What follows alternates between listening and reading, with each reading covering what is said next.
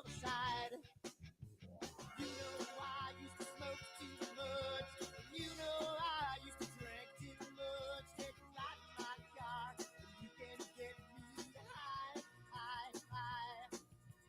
You know I used to smoke too much, and you know I used to drink too much. Take a ride in my car, and we're gonna get real.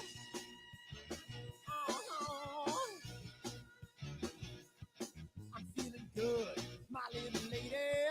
She's gonna take me to the other side. I'm feeling nice, my little lady.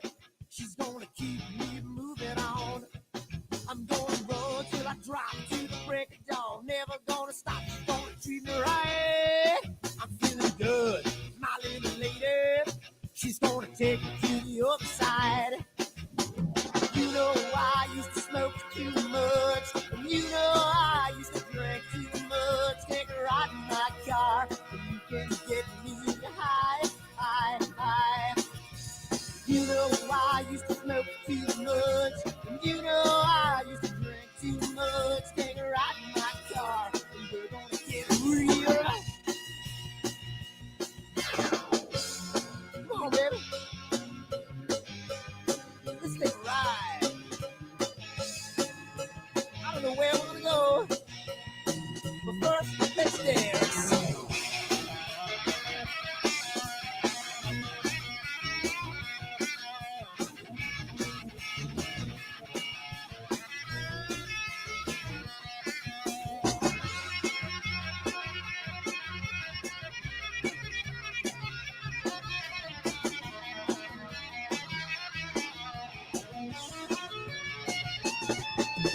You know I used to smoke too much, and you know I used to drink too much. Take a ride in my car, and you can get me high, high, high. You know I used to smoke too much, and you know I used to drink too much. Take a ride in my car, and we're gonna get real. Oh.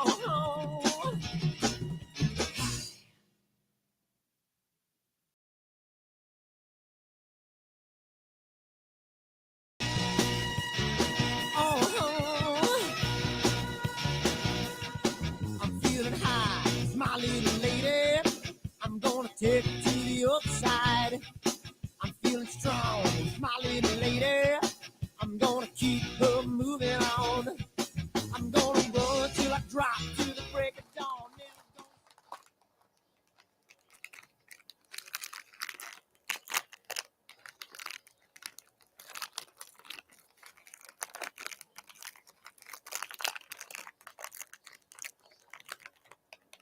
Giottos are so good.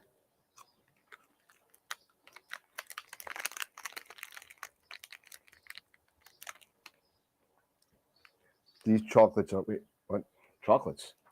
We're here about astrophotography. What are we doing? Wrong video. Whoops.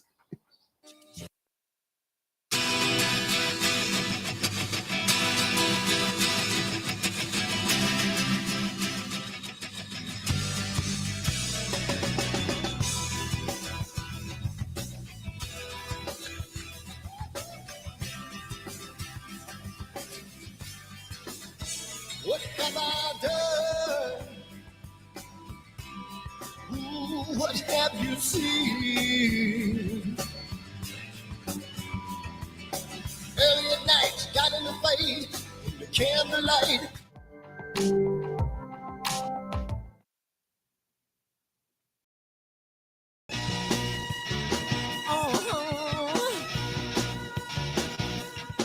I'm feeling high in the candlelight, looking through the screen.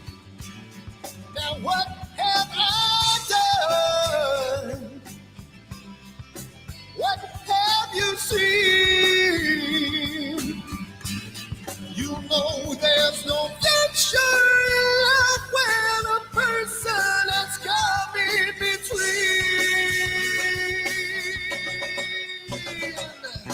Jamie's gone, Jamie's gone. Can't look back, and now he feels so strong. Jamie's gone, Jamie's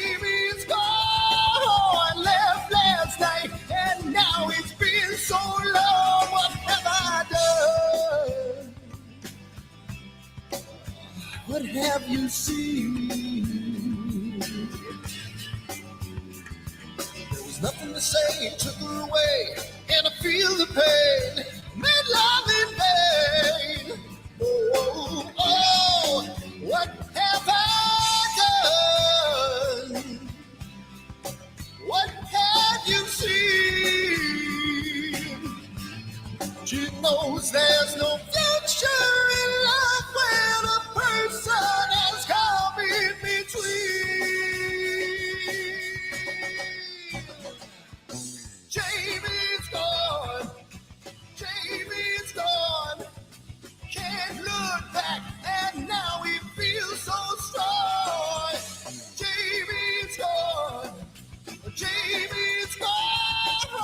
Left last night, and now it seems so long. Ooh. You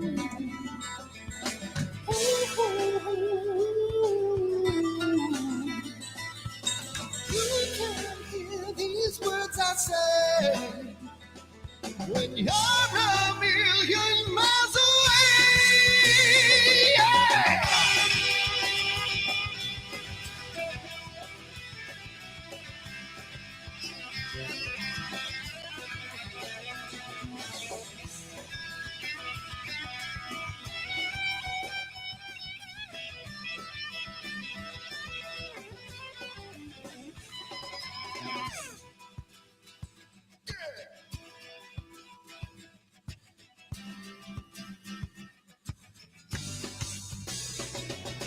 Jamie's gone, Jamie's gone.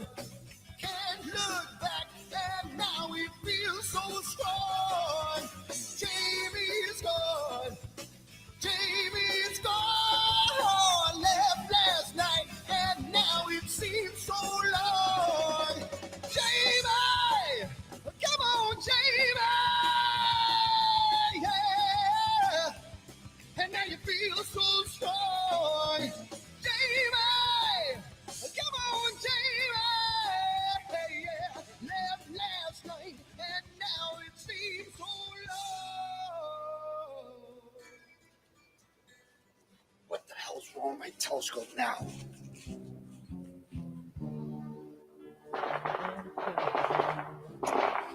Damn, what's wrong with this thing?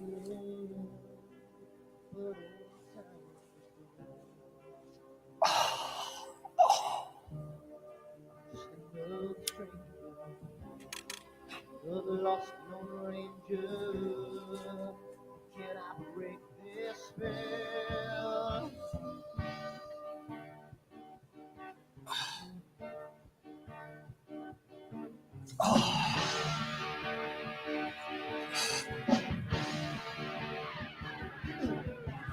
Do one thing right, do I make two things wrong? If I want that fine line, I will always take the ball. If I just do left, walk away from the right. I sleep all day long, and I'm breathing through the night.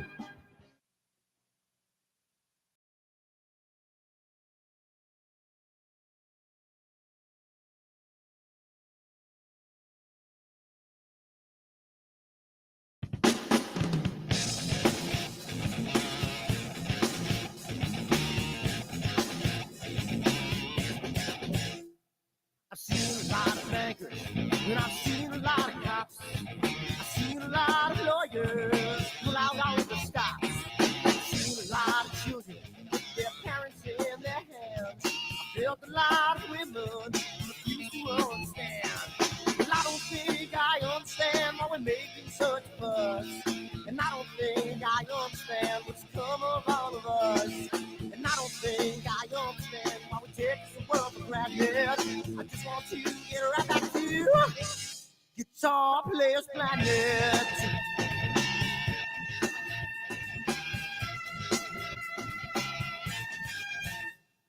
You see it in the papers, you read it every day. The riots and the fires going on in South LA. The muggers and the government, We're all wanting the same thing. We take it for your money, ain't whatever else bring. Well, I don't think I understand why we're making such a fuss. And I don't think I understand what's come of all of us. And I don't think I understand why we take this world for granted. I just want to get right back to Guitar Players Planet.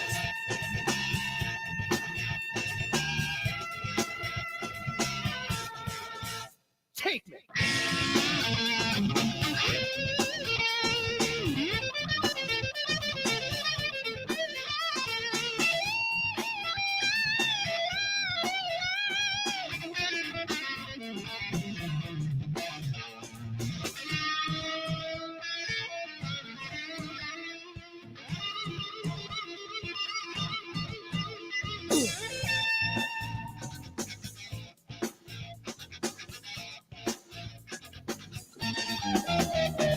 Well, I don't think I understand why we're making such a fuss. And I don't think I understand what's come of all of us. And I don't think I understand why we take this world for granted. I just want to get right back to Guitar Players Planet. Guitar Players Planet. Guitar Players Planet. Guitar Players Planet. Guitar Players Planet. Guitar Players Planet.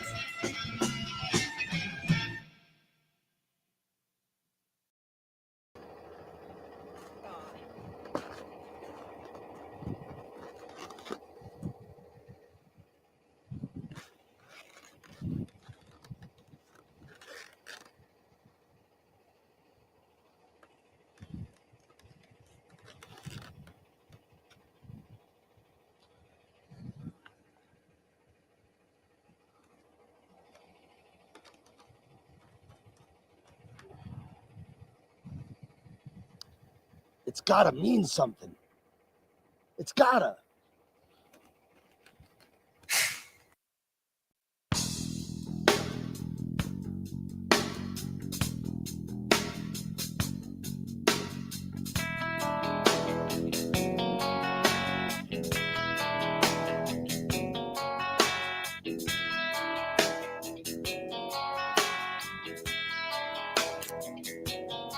All right.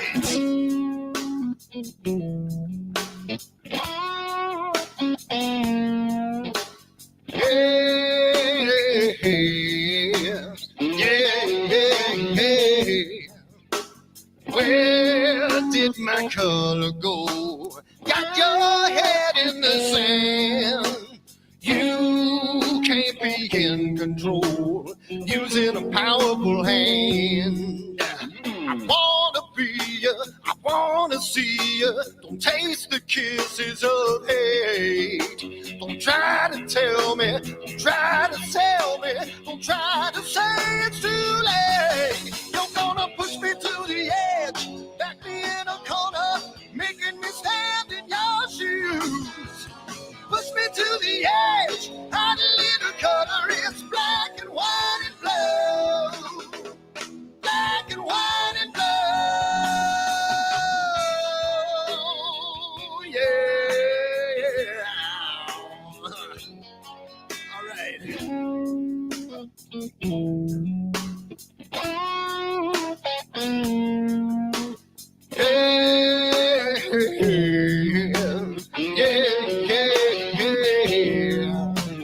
Cat learns to ring a bell. Rat gets free from the maze. We can be taught to love. We've got to learn a new way. I wanna see you, I wanna be you. Don't taste the kisses of hate. Don't try to tell me, don't try to sell me, don't try to say it's too late. Yeah, you're gonna push me to the edge, back me in a corner, making me stand in your shadows. Push me to the edge, add a little color, it's black and white and blue. Black and white and blue.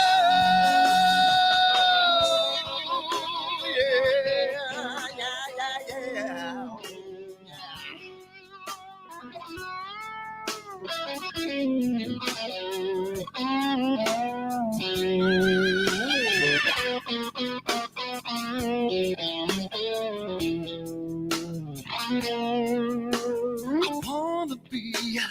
wanna see, don't taste the kisses of hate. Don't try to tell me, don't try to sell me, don't try to say it's too late, late, late. Push me to the edge, back me in a corner, making me stand in your shoes. Push me to the edge, hide a little color, it's black and white and blue. Yeah, black and white and blue. You're gonna black and white on the edge, back me in a corner, making me stand in your shoes. Push me to the edge, hide a little color, it's black and white and blue. Black and white and blue.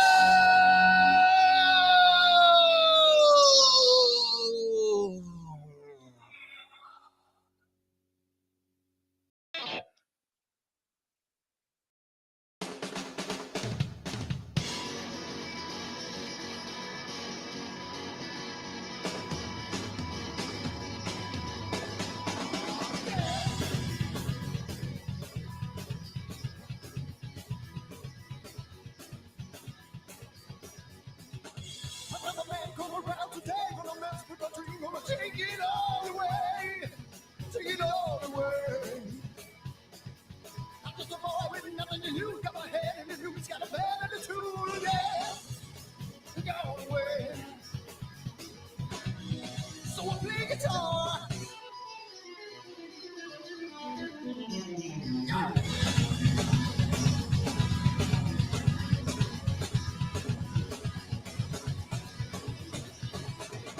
Another woman come around today, she wanna slice up my pie, she's gonna try to lock me all the way, lock me all the way.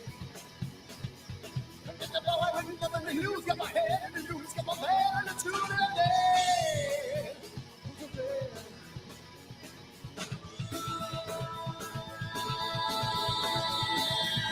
I don't care, 'cause I got nothing to lose.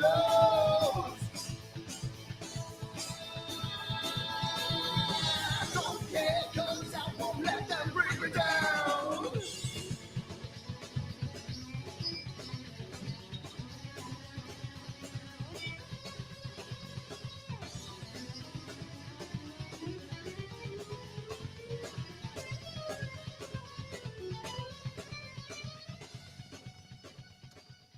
So it's a wonderful night tonight. It's really good. You know, cloudy nights and not cloudy nights, but clear dark sky and you know, was it clear outside? Says it's going to be a wonderful night tonight. I mean, tonight, last night was wonderful. Tomorrow's supposed to be great. So I think I'm going to leave my telescope out all night, and it's going to be a really nice night tonight. So I'm hoping to get some really good shots of the Cave Nebula, which is part of my astrophotography meets D&D imaging. I know it's kind of scary, like the way I look at my eyes, kind of crazy. It's pretty cool, but I'm super excited for tonight, and let's see what kind of data I got. Well, yeah. Dirty. I swear to God, these clouds are just pissing me the off. I don't understand. I don't listen to these things anymore. I can't take it. New York, you suck. And you know what? I'm so done with all this. My telescope's out here, chilling out, and all I got is freaking clouds and PhD beeping at me till no goddamn end. Unbelievable. What am I gonna do? I need to move. I'm so finished with this. I hate this.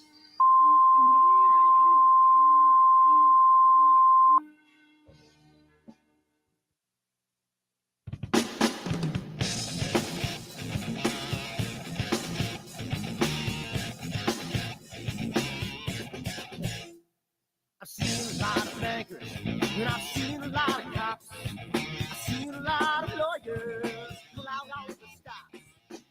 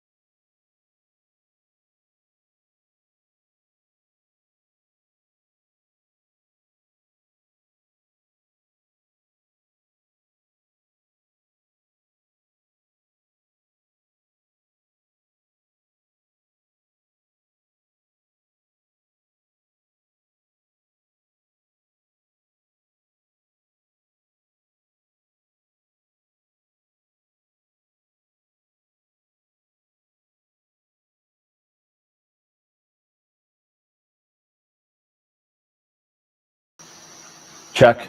I think I just got it. Hold on a second. Oh, good. Oh, Tell me if that went. There you There go. you go. All right. There we Yeah. go. Wow, All right, that was all right, weird. all right, I'm not all sure right. why that happened. I apologize to everybody. Sarah, I do apologize. That was the weirdest thing. It must have been something I was playing with. But anyway, we are on. So now I guess we're on time. So 10 minutes is about right. so um, apologize about that. I'm still, you know what? I got too much stuff going on with this stuff, and it's just it's getting crazy. So anybody who ever wants to run the background part of the show, feel We free to need to get jump on Jason in. back. We got to get Jason back. I man. know, but we are very, very beneficial. It's very honored to have Sarah Mathews here. I know I said it before. I'll say it again. But nobody heard it. So thank you, Sarah, for coming on for your first time with us on AstroWorld TV. And it's gonna, we like to keep it light. We like to leave it fun, and people are already making fun of me in the chat because of the audio. But um, before we get into that, just before next week also, we did book another guest. We booked Ben from the Narrowband channel is going to be on Okay. with us. Awesome. So he is going to be on next Friday night. Thanks, Mark. Yes, as usual. Thank you. Appreciate it. But he's going to be on, and then we have Astropalooza coming right around the corner, which Sarah will be on. And we just got another door prize for Astropalooza. And if you haven't logged into astroweb.com/giveaways, go on there, sign up for the giveaways. We have about 50 people in there now. Last year we had over 150. So let's get more people in the giveaways because we just got another two. We got Altair Astro is giving away a filter slider and extra filter drawers with a 3D 3D holder, 3D case holder for all your sliders. Nice. Those are awesome. Yep. And Photonic Cleaning Technologies, our friend David Geeson is going to be giving us a red contact cleaning kit for Nice. for all your optics, and that goes all on top of the Focus Q3, the PowerBox Advance, the Move Shoot Move, Buckeye Stargazer. I gotta find my book. We got so many giveaways now. Ron Breacher is giving away an hour of one-on-one. Wanderer Astro is giving away a rotator, a mini rotator. Buckeye Stargazer, $50 credit. I mean, it's so much stuff, and a premium image set from iTelescope. So I mean, a lot of stuff going on.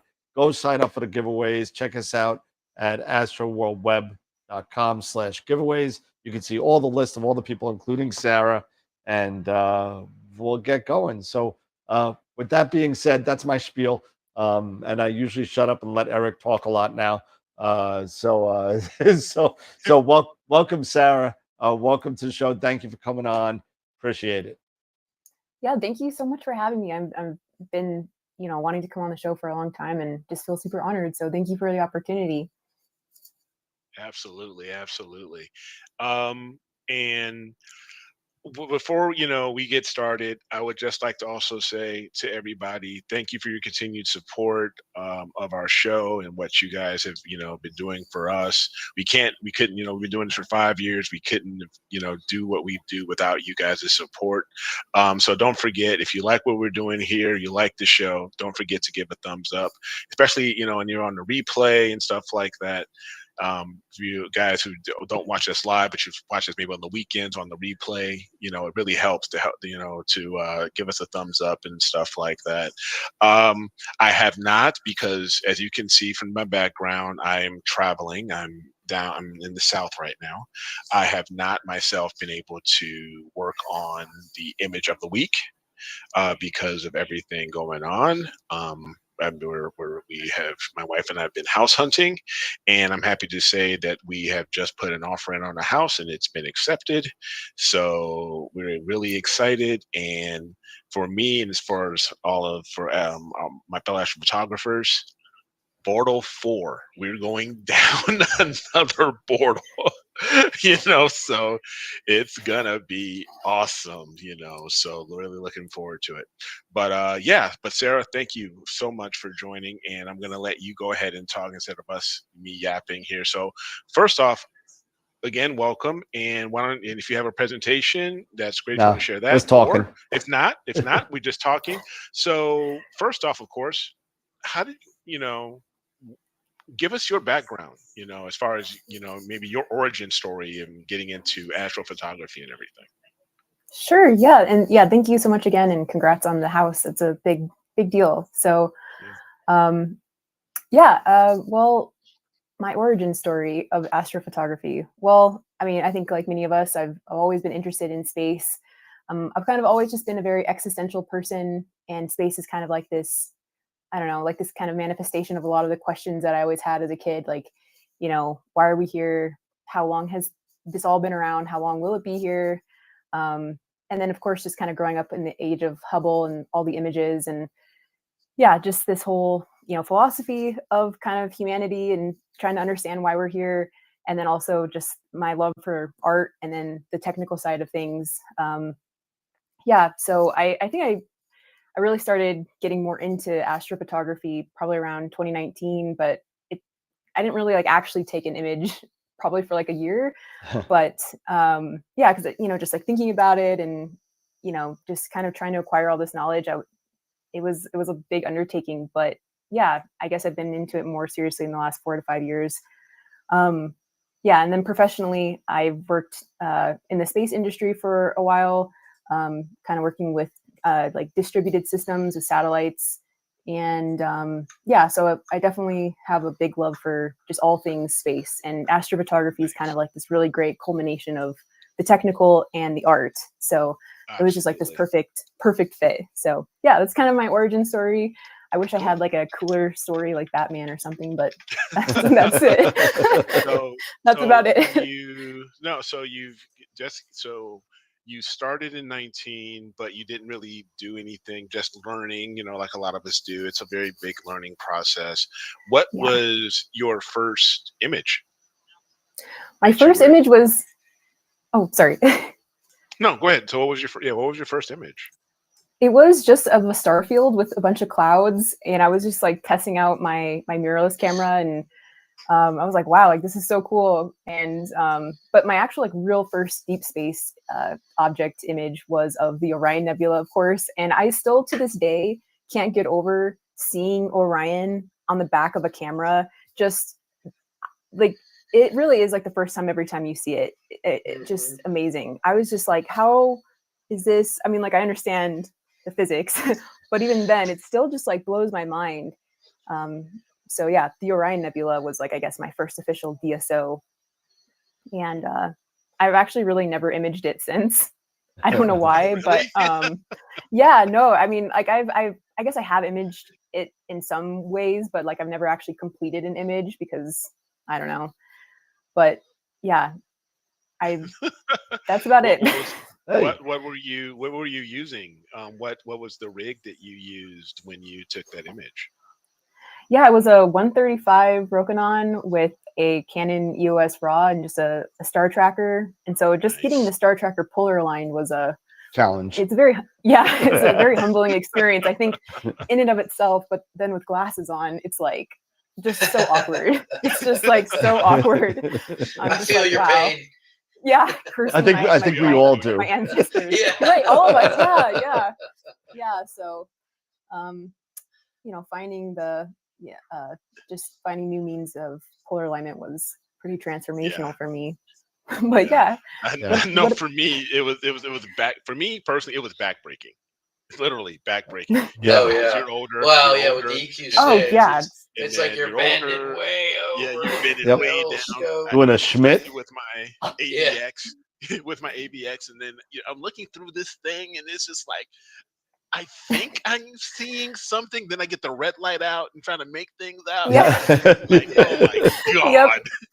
Oh, It yeah. doesn't help. It doesn't help if it's freezing cold. No.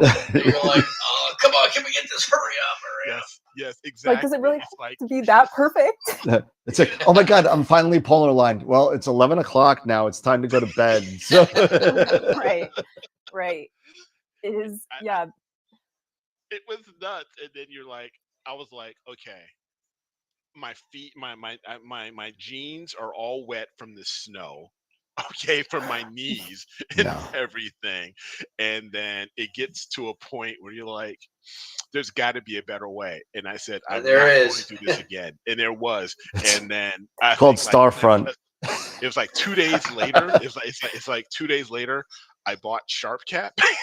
Yep. You're welcome. You're welcome. I bought the Pole Master. Yeah, I bought the Pole Master too. I got the Pole Master too. It was like, yeah, I'm never going back. No. Mm-mm. I've done my time. Yeah. I did my time. It was literally, getting my jeans wet and everything from being in the snow and stuff like that. And then I was like, no, it's got to be a better way. So I feel your pain. So Sarah, you said you worked in a space program or something involved in space with satellites. What exactly did you do with them? Yeah, so we use like drones as test beds to basically figure out how to use to sustain missions in orbit.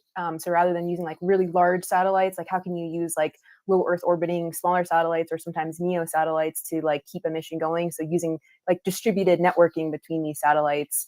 And so we've used drones as test beds to do that. And that was just kind of like one use case. But yeah, just basically trying to figure out how do you use these satellites and ground stations as these distributed networks. Interesting. That's awesome. Yeah, so it was fun. So when you're talking about IT earlier, I was like, oh yeah, I mean, it's kind of like what Elon Musk is doing with Starlink and stuff like that. Yeah, totally. Yeah, I mean, lower like LEO small sats, they're cool. I mean, for astronomers, they probably would say otherwise, but yeah, but damn, light it's pollution. Cool. Right? Yeah, yeah. He actually addressed that. And he's like, yeah, so when we first launch them and they're streaming out and everything like that, he's like, they can potentially affect amateur astronomers and stuff like that. But after they've been up there for a little while, he's like, they'll probably hardly ever notice them. Yeah. And I remember when he first launched them. Oh yeah, you would get some subframes where it was like 6 of them all at the same time. Now they're so spread out in different areas. But he's like, now they're all spread out where you don't notice them as much. And now they just all get rejected, right? So I mean, it's just for the most part. Exactly. I mean, there's little tiny of a spot they leave. It's the 747s, 737s. They will get rejected out. No. And I live within 3 airports, 4 actually, but. Oh wow! If you include Andrews Air Force Base, you probably should. Yeah, so you should. So I get those trails. I know you've done a lot of work, a lot of outreach as of recently. You've been having a great kind of core following, and you do a lot of work with Nico as well, doing those live shows. And why don't you talk a little bit about that and what you got going on with all the live workshops? Yeah, so Nico and I we put on our first in-person astrophotography workshop, mostly focusing on nebulae. We had 10 students and we did it in Oracle, Arizona. This was just like a couple weeks ago. So yeah, it was a lot of fun. I had never done in-person learning other than just like astronomy outreach at my local club, but it was really cool. And Nico is just like such an awesome person. He's really become like a really good friend over these last several months of planning. And yeah, it was really fun. So you both fly out to that central location, and people fly out too and hang out, and that's pretty cool. Yeah, it was cool. Yeah, I drove out, he flew out, and other people just came out, and we stayed at this ranch. And for like 4 days, 4 nights, and we had pretty clear skies for like the first 2 nights, but then the 2 remaining nights weren't the best. But yeah, we just focused on like image acquisition and also processing both like broadband targets and like dual narrowband kind of image processing. So, and there's just definitely like a range of different experience levels. So that was cool to kind of see what that's like in real life to kind of manage. But everyone was just, yeah, so positive and great. I really couldn't have asked for a better experience. So, yeah. Now you were staying off the air while we were still in the green room. Now you hail from Colorado and near Denver, so pretty light polluted skies and stuff like that. What type of rig are you using now, and what do you use for your imaging to help combat that light pollution and stuff like that? Yeah, good question. Yeah, the good old light pollution. So I'm mostly narrowband. I try to, or I attempt to do broadband every once in a while because I'm like, you know what, maybe this time I'll give it a try and try to, different strategies, but mostly narrowband. Just HA03 and S2, and kind of just depends on the rig, but usually it's my ASCAR 103 or my William Optics 110. I really love planetary nebulae, so I've been also using or trying to use my Edge HD, but I have a balcony, so I don't have a backyard. So trying to manage my Edge with long exposures is very difficult. So I usually have to go to like my in-laws' house to do that, and that's not very often. So you image from your balcony?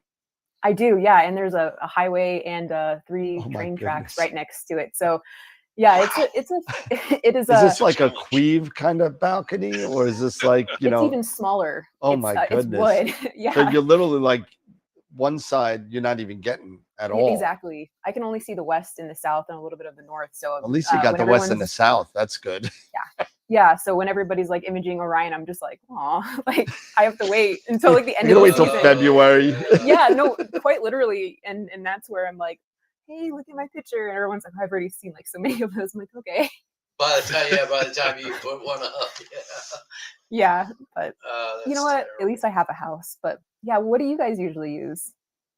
I usually use. I do it on my back deck. So, but I live in a house, but I'm surrounded by trees. So, but depending, like I've been using the Carbon Star like crazy lately. But once becomes like galaxy season, I'll put the 127 on the mount. Now, I just recently got a harmonic mount. I got the Warp Astron. Nice. So I'm hoping and I'm guessing it'll do okay with the 127. I might have to put counterweights on it. Yep. Because on the 127 I have a Nightcrawler focuser rotator, which is heavy. Yeah. So that adds a lot of weight to it. Even though the scope's carbon fiber, but that Nightcrawler adds a lot of weight. But yeah, I would imagine I might have to put a counterweight bar, maybe a couple counterweights, just to make sure it'll be okay. And then I still love my GT81. The GT81 is really, really good because it's got such a wide image field, as far as the image circle, I should say, where the Carbon Star is good. I'm using a 26. I use the Altair 26M monochrome. Yep. So it's, APS-C size sensor, but I get some vignetting with the Carbon Star, where the GT81, I get no vignetting and I get a beautiful, wide field view. Yeah, so I can do Andromeda and big wider things a lot easier. Yeah, because the Carbon Star is really optimized for that 533, 294 kind of chip size. The 1 inch to 4/3. Yeah. Yeah.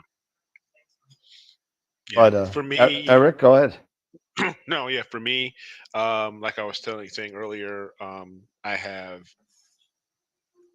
three main scopes. I have the Rasa 8 that I haven't actually used this year. So with that, it's still that one's packed away. The Wave Optics, just like Dave saying, and we talked a little earlier, the Floral Star 91, which has been the one that I've been Your using. your quite a bit second now. Floral Star 91, Yeah. right? Yeah, because you sold the No, it's first one. not. No, it's not. This is the first. But I've had several. But I have had a lot of.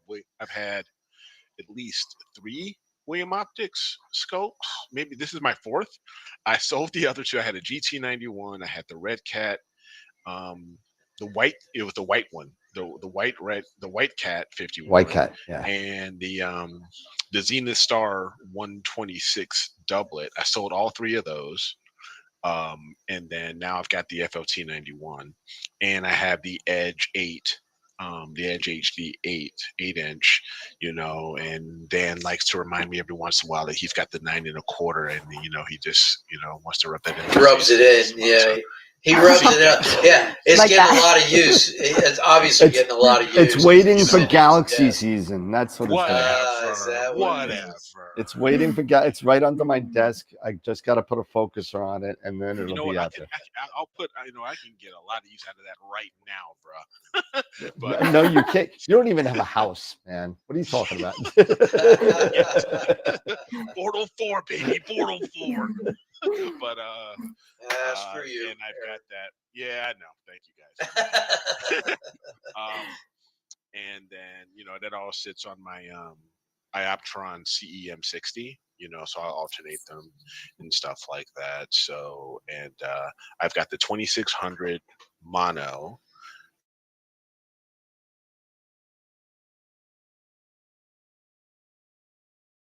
So I'll use, I've got a 533, one's a mono, and I'll use that for the Edge. And for the Rasa, I've got a one-shot 533 that I'll use for that. So, yeah. Nice. Pretty awesome. Nice. So, and I was going to say, I got the WD-20, the Warp Astron, but I still have my EQ6R, which is a beast. And I have an extra tripod that I am in the process of getting an adapter built for the Warp Astron. And I'm probably going to put that on the other tripod and put the EQ6 back up and maybe so I can do 2 rigs at a time. I'm thinking I'd put the 127 back on the EQ6, and then I can either do the GT81 or the Carbon Star on the Warp Astron. Now, Sarah, you said you enjoy imaging planetary nebulae. What's your favorite that you've been able to image so far? Your favorite planetary? I love the Dumbbell Nebula, which I know is like very popular, but I just think it's super fascinating. But also, I can never pronounce this person's name, but it starts with a W, and it's in Cygnus, Cevius. I forget. But it's like PK110 something. Okay. I forget. Like it's a very long name, but it's just yeah. But my favorite of all time, I know you didn't ask this, but of all time that I want to one day image, if I have a big enough scope, would be the Hourglass Nebula, because it's just so weird looking. Okay, it's so weird looking. It's just like this eye. It's a sweet image, though, if you can grab it. Yeah. Mhm. Yeah, I want to do the Helix. That's the one. Oh, yeah. I can't get because it's not in my skies. Too low. Yeah, So too low. I'd have to go. It's one I could get down in the Dominican. Yeah.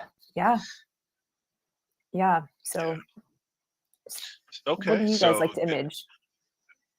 I don't image. I don't have the time. I get it.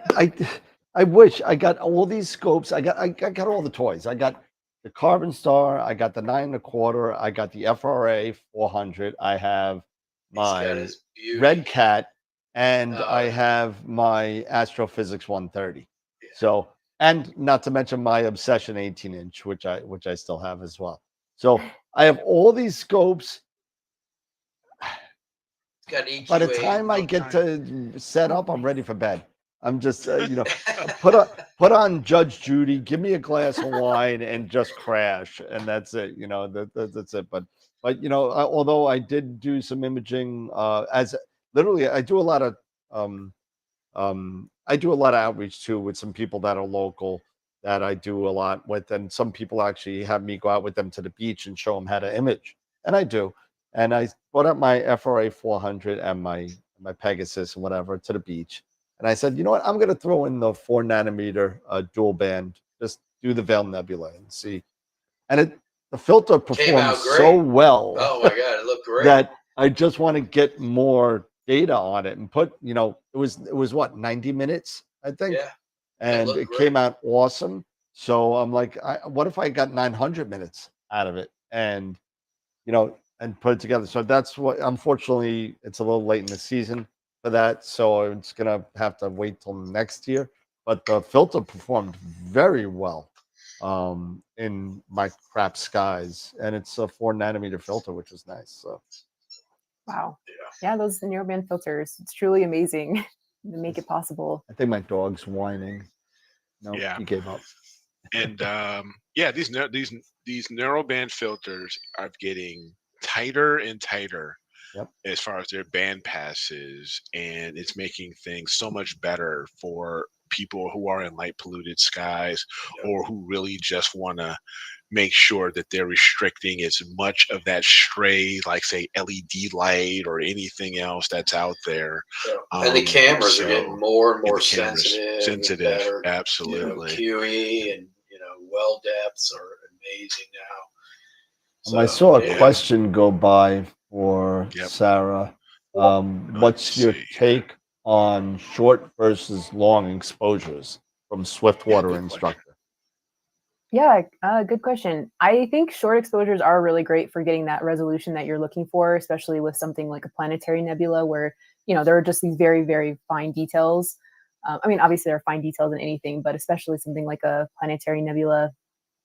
Of course, there are pros and cons to that with just depending on the camera you're using, but I'm still a big fan of long exposures too. It just kind of depends on your target. Yeah. What do you normally do shorter exposures from where you are in Colorado? I'm assuming, with your Bortle skies and stuff like that. If I'm doing like broadband, I will, but I typically stick to 3 to 5 minutes, just so I get enough signal with something like an O3, just so that I'm not having to do too much work. Seriously, we're talking about Pix Insight just crashing, and that happens all the time. We were talking about that sadly. offline. What do you use for acquisition software? Usually the ASA Air, but I'm starting to use Nina. I have a quieter or Melee quieter 3Q right now. So yeah. What about I'm you? a huge Nina guy, and me too. Nina to me is. Eric said Nina convert from an ASI Air. So nice. I'm actually the same. Yes, sir. Yeah. So for years I was using the ASI Air. I mean, I had the original up to the Pro Plus and everything. But then recently, I ended up purchasing a Melee quieter 3C. A year or two ago, and it's been and then went on to Nina, and I've been using Nina pretty much exclusively now for the past year. I have used the ASI Air on occasion, like for example, when I was imaging Comet Atlas recently. I did use my Canon 6D and my Rokinon 135 with the ASI Air, and use that because it just does such a great job when it comes to working so well with the DSLRs. The ASI Air does. So but for my deep sky shots, it's been ASI Air now for. Not ASI Air, but Nina for, like I said, over about a year or so, maybe a little bit over now. Yeah. Oh, that's awesome. And like Dan says, he's 11 o'clock. I got set up. I got to go to bed. I set my stuff up, press play, and I'll go to bed, and Nina takes care of everything throughout the night. As long as I know it's not going to rain or anything like that. Yeah, see that's the thing in New York and even in Washington, you're in the same thing. I'm sure Denver's the same. Also, I'm sorry, I got this like kind of like little evil devil, like going in the back of my head, where I'm sitting there and I know it's going to be clear all night, but there's just that off chance where I got my, I don't know, nice astrophysics scope outside on my EQ8R on a pier with the eagle and all the trimmings.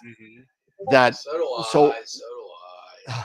sorry, but you sleep a little better than me, I guess. But no, but, what I do is I have my phone with. I got a weather remote, station. With the I remote got desktop, and if I get the bong of death from PH2, it wakes me up, and I come in here and I go, "What's going on?" yeah. If it starts, if it's cloudy or it looks like it's. I got a weather station on top of my house, and it yells at me if I got 0.1 inches of rain, or if the barometer drops too much, where the clouds and it looks like it's going to rain. And that's still not enough. I need to take a Xanax every time I put the scope outside by myself. You're a little closer to have lake effect where I don't have to deal with that unless it's Yeah, I am on an island. I am on an island. I know it's coming for me. I mean, there are too many horror stories that I've heard. One from Alan Mitchell, one from Ron Brecher, that literally, like, they went to bed, they left their observatories open. The next thing they know, the inside of their observatory has been drenched or hit by lightning. Oh my! What? Hit by lightning. Yeah, I won't mention who's who, but one was hit by lightning and one got torrential downpour when it was 0% chance of rain. We've been getting lightning out here. That's why my computer flipped out. It was like, I was like, what happened? Yeah, nobody even realized that you were frozen. Yeah, it totally, my computer, everything, like, power blinked out, came back right back. But I was like, what's going on? I look outside, it's raining and there's lightning. I'm like, what the heck's going on? Wow. Yeah, that's crazy. Yeah. So yeah, Sarah, you're asking, like like you'll have planetary nebulae as your favorites. Me, I like dark nebulae. I like going after dark nebulae. Well, and you'll be able to do it so much better now that you're in Portal 4. Yeah. That worked. That worked out. That worked out. That worked out real well. Yeah. I got a great realtor. I got a great realtor. Did I do work in New York? Maybe they can find me something. There you go. But yeah, like the Dark Shark. That's been my unicorn for the longest, and I finally got a decent. Yeah, you did this year. Yeah, so I did. Very excited about that one. How many hours did you have to put in it? About 32, I want to say. Yeah, about 32 hours on that one. Right. And then I was so happy with that one. I actually did a metal print, so that one was pretty cool. But yeah, for me, I just love the challenge, because you can't see you can't see the nebulosity. It's so opaque. You just got to trust your plate solving and say, all right, I'm there. You especially can see it when you try to image it in HA. No, you definitely can't. That's right. You tried to do that, didn't you, Dan? No, I did it by accident, in all fairness. I did the whole Nina thing and I forgot to change the filters, and I spent all night, clear night, imaging the Dark Shark and got nothing. Bunch of stars. You're like, at least your camera worked. It worked great. I mean, it was awesome. Stars look wonderful. That's that SETI Astro script, but the colors were great, but not a whole bunch of nothing. I did get the eye of the shark though. I did get that. Okay. Hey, that's something. Hey, it could be like a unique take. It could be. It very well could be. It's the Dark Shark. It's so dark you can't see it. See it. Yeah. It lives up to its name. It lives up to its name. It's more theoretical. It's hypothetical. That's right. Exactly. So, yeah. No, so that's Dave, awesome though. What's your favorite target? My favorite target? Yeah, your favorite God, target. I have a few. If I had to pick a favorite, though, of all the ones that I've done throughout the years, I love the tadpoles. Yeah. Okay. It's The just something about that emission nebulae? nebula. Yeah, it's just something about the actual tadpoles themselves. It's Okay. almost as if you're watching them in motion, Mhm. over the however many millions of years they've been moving, or I don't know. It's one of the ones I really always enjoy. That's a imaging. great object, man. That's Yeah. really cool. Yeah. And then I still love galaxies, because it's just amazing when you're looking at galaxies how many millions of light years away they are. Yeah. And then you can process that picture, or you go, wow. Granted, they're hard to get, because I'm shooting in broadband, obviously trying to do it when it's as minimal a moon as possible. And, you never know. It's for me, when I want to do like a galaxy, it's like, oh, it's cloudy, cloudy, cloudy. Oh, it's going to be clear. Oh, it's a full moon. Damn. You're like, Yeah. But there are a lot of cool galaxies out there that I love to do, but they're hard to do, and they're hard to process. Processing gosh, don't LRGB even go is there. a lot harder than processing narrowband. Seriously, I can With a attest to one-shot that. color I cam. agree. Well, but I mean, the only one-shot color I have is my 294. I mean, I guess I could. Narrowband is easier, but I don't know. It's just I always had a problem, believe it or not, processing one-shot color than more difficult than having an RGB. Mhm. I found RGB a lot easier than doing OSC. I don't know. Yeah, That's just I still even with LRGB in a mono cam, I find it harder doing that than narrowband. What do you think, Sarah? Yeah, so I would say that RGB, like one shot color, is actually, well, okay, it depends. Say what you think. It's all free. It's all. Yeah, It's okay. a safe atmosphere here. If we're mixing HA in, yeah, they're both hard. I don't know.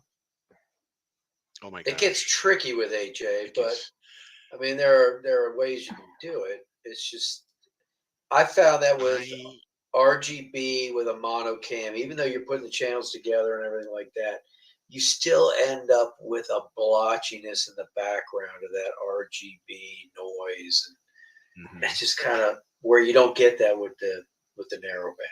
That's because your skies suck, Dave. I think that's the problem. I think that's the problem. But I tell you, I'm on my third rendition of M33. You guys have saw the first one. Yeah, I did. I think I shared the second one. The Fuchsia Galaxy. Sean. Yeah, we called it the Fuchsia Galaxy. The Fuchsia Galaxy. Did you go back and watch Sean's videos? Oh, I did. As a matter of fact, the light behind Sarah looks like the color of the core of your galaxy. Yeah, it does. I mean, it's ridiculous. So, it was just an embarrassment. No, it wasn't. No, it wasn't an embarrassment. No, I know maybe the embarrassment is a strong word, but here I am. 1 minute, I'm thinking, "Oh yeah, this is awesome. I think I've got this." But then Dan opens his mouth and said, "Not as such." So okay. So here. So I'll share this with you, Sarah. So all right. So I'm going to screen share here, and then you so you'll see the iterations of this. I'll even make you bigger for this, Eric. So I want this in full resolution here. So yeah. Sorry, I'm remote accessing my my computer from home. So let me see. Hold on a second. What is this? Remote accessing. Yeah, no, hey, the IT guy, I'm the tech head. What can I tell you? So there we go. There we go. Okay, so can you see? I don't know. Can you guys see that? So there's there's M33, the Fuchsia M33, or what did Sean say? The Pepto-Bismol. The Pepto Bismol Yeah, that's what galaxy. he said. Yeah. Yeah. I Well- think that's exact. I think those were exact words. Yeah, I think those were his exact words, and stuff like that, because I did, because I was doing HA. I even did some O3, and then the RGB, and then I used, instead of using pixel math on this, I thought it would be cool for me to use image blend, the image blend script. And Okay. I would recommend maybe, now I know image blend probably wasn't the best script to use on this. So, and so let me see if I can find if I can get to our next rendition here. So here was the next rendition, a little, slightly better, I guess. It's not as pink, Still got a lot of pink. but still got a lot of pink. Still got a lot of pink, right? So it's all these goofy renditions, and I'm never that happy. And so finally, let me see if I can bring over Pix Insight. Yeah, so here's what I got so far. This is the next one.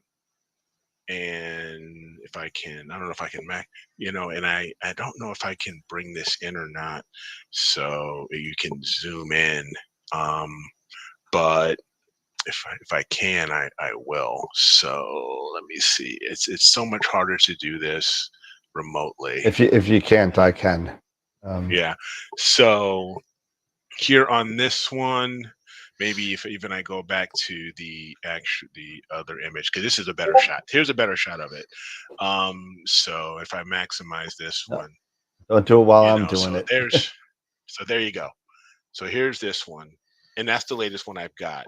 And this one this one I was using pixel math. I used just pixel math and RG, and HA and O3, and this did that. Now, one thing I will say about, if I can zoom in here, if you can see, I incorporated a bit more blue from the O3 into this one. So you can see a bit more of the nebulae, and there's more separation and stuff like that. I'm probably going to call it good, at least for this try. But this one, I think, of course, is a lot better than the Pepto-Bismol galaxy, because now you can actually see the arms and see some definition. But I agree with you, Dave, that RGB, especially on galaxies and stuff like that, and even throwing in the HA, it's not as easy as it may not. For me, it's not as easy as it looks. So when Sean does it, let me show you the one I did last year. So yeah, well, I'll go. This is the one I did last year, and I did this in I did this in LRGB and SHO. Okay. Can you see it?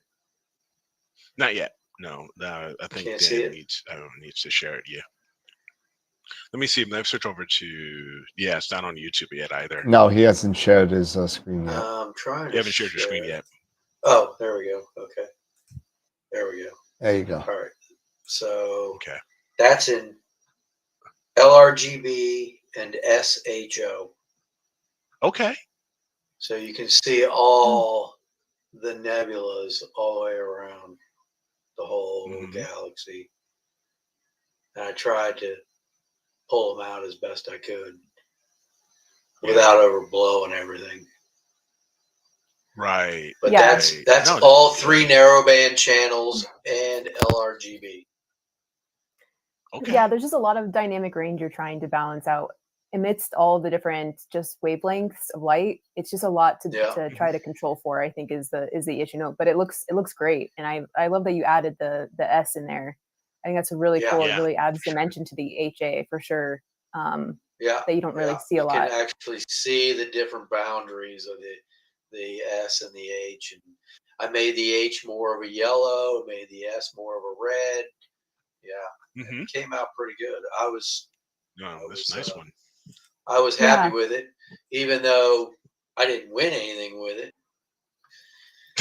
Somebody else like Chris Frierickson or you had enough pictures. Had an image up there that was better. You had enough pictures of the week this year, so. So yeah, I think they're also That just was last year. That was last year. I think Go they're ahead, also Sarah. difficult because you have to, you're more concerned about the accuracy of color. Whereas with I think narrowband, we're a little bit more. While there is like the still kind of, you still have the people who are like, oh, I only do what the nebula is actually supposed to look like. Versus you do have a little bit more creative freedom, I think. Whereas like Yeah. with broadband or something like that, it's just Yes. like the stricter confines on top of it being a lot of dynamic range and different just elements going on. It's just hard to maintain. Yeah, no, I agree. People still get on top. Bubble palette. People still get on top of me because I like to keep some green in my pictures. So And there's people like, still, no green in space. It's what people say all the There's no time. green in Sure. space, man. Yeah. but Yeah. I like Enough a with little the- bit of enough green, with just a the- little bit. Enough with the Kermit Astro. With Astro. Kermit Astro. What are you gonna do? Hey, if it works for you, that's all that matters. I also, That's yeah, true. I mean, That's true. See, there's a little green in That's there. like- See, there's a little green in there. See, I think it makes it a little spicy. I like it. I like it. I like it. Yeah. Yeah. You In know, certain I don't objects, I mind like it, either. and some I don't. Certain things it looks. So fine, Ross I is think. You're right. asking, Ross, great question. What is your next Astro project? Or are you working? What's your project? Are you working on a project right now, Sarah? Or what's your next project? I'm actually currently building my remote rig right now. I'm going to send it down to Starfront. So that's a fun endeavor to get all that stuff figured out. So that's like my nice. biggest project right now. Yeah. Yeah. Right on. In terms of imaging, no, I don't really have any large imaging projects other than just like way more data than I should have that needs to be processed. So I'm very guilty of that. What kind of rig are you looking to send down to Starfront? I'm probably going to send my ASCAR 103 down there just for now. And then my 2600 mm and then my filter wheel, 7-position filter wheel, and then an AM5 with my running with Nina and yeah, rotator, flat panel, and just EAF. Nice. Nice. Yeah. Perfect. Nice. That's gonna be cool. Yeah, I think Bray just said that he's up to building 8. If I'm incorrect, I don't know. I heard building 8. 8 observatories, so 8. Yeah, Wow, so I mean, that's so good. It's Yeah, it's crazy. amazing what they've been able to accomplish down there. That is he hasn't amazing. said it outright, but I think as far as I think it's one of the largest conglomerates of remote hosted telescopes in the world right now. But I'm sure he'll say that when he hits building 10 or something like that. But Yeah. That's incredible. I mean, when what's his name? Astro Backyard did Trevor. his video when he went down. Trevor. Trevor, when he went down there and visited. I mean, those couple of those buildings are packed full too. Yeah. It's Yes. unreal. Yeah, no, it's crazy. I mean, it's awesome just to see how many people are enthusiastic because there are so many different ways to do astrophotography. I mean, I truly believe that like whatever works for you, whatever gets you to your end goal or helps you achieve all the different goals you have, like do it. Just do it. So, and it's cool that they've been successful. Yeah, I agree. Yeah, and it's your own rig. It's your stuff. You just remote into it. I mean, it's not like where you're remoting into somebody else's equipment in Chile or Spain or something like that. Right, it's your equipment. This is your stuff. And that's the one thing that's and this is something that maybe we could all converse about, because I remember the days of SLU and Telescope Live and even iTelescope, who's a really good friend of the show. So I'm not speaking ill of those things because there is a place for that. But a lot of people poo-pooed it, where you started saying, hey, you know what? You just borrowed the data from somewhere in Chile that's a Portal 1 skies. That's not your stuff. So now it's kind of like the land of like online dating. Online dating was like taboo for the longest time. And you were like, oh my God, you you met your significant other online. Oh my God, did they try and kill you with an axe? You know, but and in all fairness, I met my wife online in 2009. But and Eric, you met yours, and I mean everybody met theirs. Wow. So I mean it's like one of these things. Now the tide has turned, but it's now your equipment. It's become so capable that your equipment can be sent somewhere in the country or around the world, and you could remote into it and do it. So now does this make this, is this, I guess the question for the group, is this still cheating or is this not cheating? Because sometimes people kind of construe this a little differently. Here's the thing, and I will say this, and Norm, it makes a great point. It's because Bray and the guys down the Starfront, they've made this reasonably priced, and and nowadays, you are in New York, you were in DC, you were in Denver, you guys were fighting, light pollution. Light pollution has become such a problem that now Bray has given so many people the opportunity to really maximize their equipment for a reasonable price, to put their stuff down in a Border One spot in Texas where you guys can grab real broadband photons as well as narrowband and do all the things that your rig is capable of doing. But just because of your geographic location, you're limited because of the skies that you guys have to be, that everybody has to fight.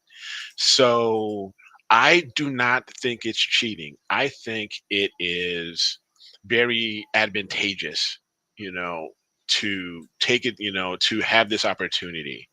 And it's just a sign of the times. I mean, we've talked about, several times on and off every once in a while that we are in this golden age of astrophotography. Really, you look at it for the past, for me, and Sarah, you started in 2019. I was probably around the same time. It's about the past 4 or 5 years. I started in 1988. Yeah, you're the younger guy. Yeah. But this past 4 or 5 years, the amount of innovation that has been hit the market, it's been amazing. And also you're able to do this remote imaging because of the availability of fiber and broadband and everything, and you're able to do all this types of stuff. No, it's not cheating. It's your stuff. I guess I'm saying that, you're just putting it in a better spot. Listen, I come from the land of doing anything easier was considered cheating. So not manually when guiding software came out, Guide Dog was one of the first ones that came out. And before that, you were manually guiding with a literal joystick, and like in a, you're sitting there playing around, just manually guiding, watching that star in that illuminated reticle eyepiece, and you're looking at making sure that star don't move. Once guiding programs came out and they figured out a way to kind of send commands to the mount from another camera, that was considered cheating to those guys. You know what I mean? So, just like SETI Astros and stuff scripts are cheating to the people that were deconvolving, or manually through some the wormy, nasty process that we had going on way back when. So it's more of progress of the times. It's more of the progress of the times that, and where everything kind of says it's not really cheating. It's just things are getting better and easier. And with that comes, I think, a lot of new challenges, if you really think about it. And different problems start to arise when other problems are solved. So, that's just another way to think about it. Yeah, I mean, Norm even says I remote into my setup with 100-foot Cat6 cable. I do the same thing in my backyard. I'm doing remote imaging with 100-foot Cat6 cable in my backyard. What's the difference? Okay, now I'm just using a longer cable. Now you have a 3,000 mile cable. Exactly. That's it. Yeah. That's it. That's all it really is. So no, I So, don't see. so a huge- Sarah, how do you communicate? Do you backyard stuff, or do you travel, or do you when you image, what do you do? Yeah, a little bit of both. Mostly, yeah, just from the back or from my balcony with, my little PC or ASI Air, and that's basically it. So, yeah, nothing too crazy. But to your points, I mean, I agree with all of your points about both of your points about just it being the signs of the time, and it's just a matter of time and space. Like everything is about time and space, and we're all just trying to like either make that amount of space smaller or larger between communication of information or not. Like that's all anything really is. And if we're going to argue about it, like I think it's kind of a little absurd. Also, if you have all this gear just like sitting there not being used, You it's may kind as of well like, put it somewhere, right? yeah, or sell it, because Yeah. economics is like, it just doesn't really work. So that's most of the time how I'm imaging is just for my balcony. So in the lovely I mean, portal That- 8. That's amazing how you I don't know if I could. I got claustrophobia as it is, so I don't know if I could do it from a balcony. That's amazing that you're able to get the images that you do from the situation where you're at and the time constraints that you have, because like you said before, you got to kind of wait until things arrive in your field of Yeah. it might have been out for 3 months, but you're only getting to it now, and that's got to be a hell of a challenge, right? Yeah, that's a whole other element of why I'm sending it to a remote place, because like, yeah, I don't have the luxury of like having a awesome backyard with just a bunch of open sky. Like I don't have that. By the end of when everybody else is done imaging Orion, I'm just getting started imaging Orion, and that's fine. Like it's still like my own journey or whatever, but it's we all have our own limitations. We all have the things that are great about where we're at, and all things that are not. So whatever fits your situation. Yeah, it's like Actually, when everybody was doing the comet. It was like, oh, I have friends going, oh, you getting pictures of the comet? I'm like, I can't. It's part of the sky and so low that I'll get you pictures of my trees. I'm not going to get you pictures of the comet. I got pictures of a woodchuck. Of a squirrel. Yeah, just draw one in. Just like the Jar Jar Binks Nebula. But yeah, exactly. That's the first I've ever seen of it. That was good. Well, it's a funny story because somebody online saw the regular HA. I said, let me show the HA photo of the Horsehead Nebula, and somebody in the chat said, hey, it looks like Jar Jar Binks. So I painstakingly over the next 4 days shaded it and found a picture of the face and shaded it just the right gray to kind of fit in there. And it was up for like weeks before anybody recognized it. And then like I went like this, and I turned around and somebody saw it, and we were like, oh, look, he did it. So. But you got another question here from Swiftwater. Sarah, what do you think is on the horizon for the hobby? What do you think is coming next? I think, yeah, I mean, I'm very interested with the whole just smart telescope market, and just the, because all these things are enabling more, not just smart telescopes, but even what you're talking about with like, now doing auto guiding and not having to stand there manually, or even just like not even having to manually track something, right? Like all of these innovations happening so much more quickly, one after the other, more players in the market. We see like it expanding and then consolidating. It's very much like a lot of other markets, right? Like, it's interesting, it's getting big. But I think with like smart telescopes, it's like that's a whole other aspect of accessibility is pretty amazing to watch, because you have people who are never done astronomy using these devices, and it's just like igniting like this immense passion, which is like so cool. They're like buying PixInsight just to process their images, or sending their devices down to remote observatories. I think that's really cool. Like we're kind of seeing this like whole new sector. So I don't know. I think we'll see more and more people involved in the hobby. And then I think we're going to really start to see more of like these kind of cable-less contraptions. I think we're going to move to much less wires or much less cabling. I hope so. Yeah, I think we're going to probably get a lot better with connectivity overall. and things will just get smaller. Not hopefully not the scopes, but and that's like with the introduction of ghost mode, from Prima Luce. Them using, less The wires, virtual more COM yeah, ports. the virtual exactly. COM ports and stuff like that. So yeah, I can definitely see where you're going with that. Yeah, there's Yeah. definitely some room to grow there with the virtual COM ports and the wireless communication. It's sometimes really good. Sometimes it's you just want to slam your head against a brick. But yeah, I think everybody's relying on Wi-Fi technology. well, I think right? that's where But I think Ascom Bluetooth Alpaca is going to technology come on in would and be even better. But the problem a lot of times is Bluetooth technology. It's like you have one thing hooked up, you can't hook up another. Yes. So it's like they have to figure out how you can the receiver hook side of it. multiple Yes. things up via Bluetooth. Yeah. And that's the key, I think, because Bluetooth's way more reliable than Wi-Fi, in my opinion. Yeah, that's exactly what I think. Yeah. Oh, and also stack sensors. Yeah. I think stack sensors will be pretty interesting. I think we have a lot to see on the horizon with sensors. Yeah. Well, I remember that's interesting to see what's going to about what was it about 3 years ago? Sony came out with and I posted it online. Sony came out with a notification about their stack sensor that blew the QE right off the lid of everything. I mean, it's just amazing what they're doing as far as sensitivity of the chips. Because we're going to be able to take these 30-hour images in like 4 hours. It's going to be crazy. Mm-hmm. Yeah. Some of the comments that these guys are sharing in the chat. I stopped reading after like 10 minutes.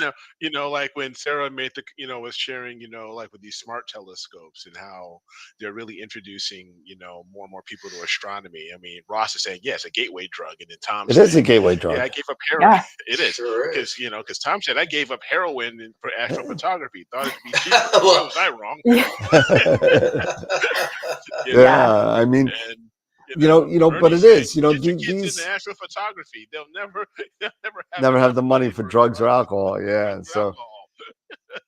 let me tell you something. I mean, the S50, S30, those dwarfs and all the other ones out there, the Vaonis stuff, all the way up to the Origin.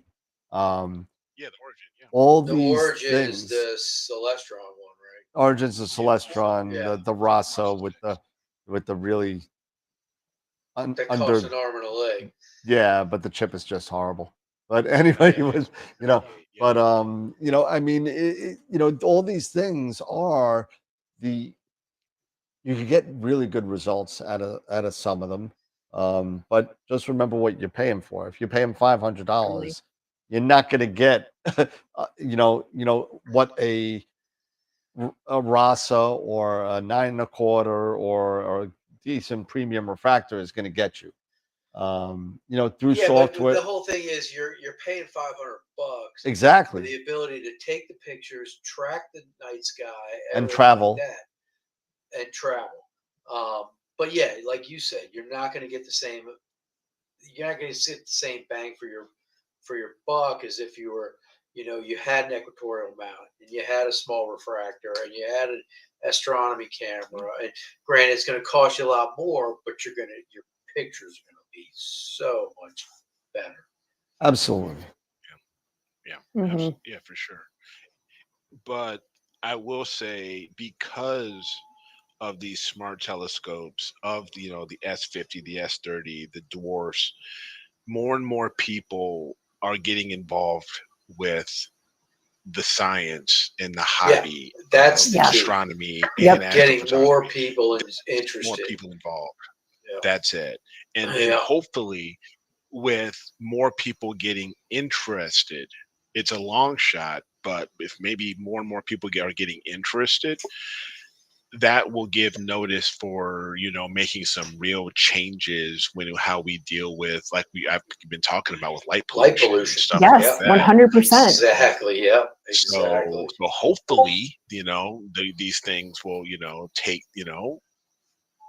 these things will be able to give others, give notice to say, hey, we are losing out, because of what you guys are doing to our night skies. But who knows? Right. Totally.